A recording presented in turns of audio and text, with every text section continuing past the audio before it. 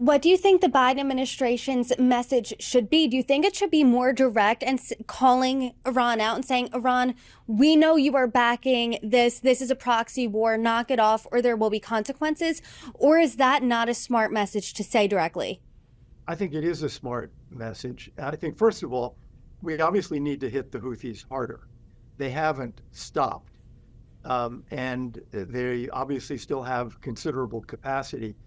I believe the U.S. government has said that the strikes knocked out maybe 20-30% of Houthi capacity, and we're going to need to knock out more. I think the message to Iran should be, we're done with this. We're tired of it. We're not letting you hit American ships and hide behind the Houthis. And if need be, we will hit Iranian assets. When we have done this in the past, I mean, the last few decades. The most recent one was the killing of Soleimani, the head of the IRGC Quds force, the Iranian force. Iran made a lot of speeches, but they did nothing.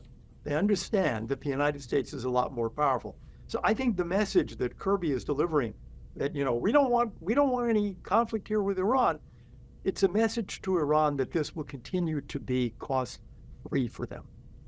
But I know he is saying we don't want conflict with Iran, but since the Houthis are a proxy of Iran, are we technically in conflict with Iran right now, considering both the U.S. and the U.K. have targeted multiple Houthi missile sites in Yemen?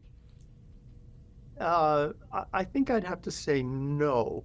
I mean, the reality is that we're dealing with an Iranian proxy there and in Iraq as well. But again, they're just hiding behind proxies. So they're immune, apparently, and they can keep doing this forever. I think the message should be you're playing with fire, and we're not going to tolerate it endlessly.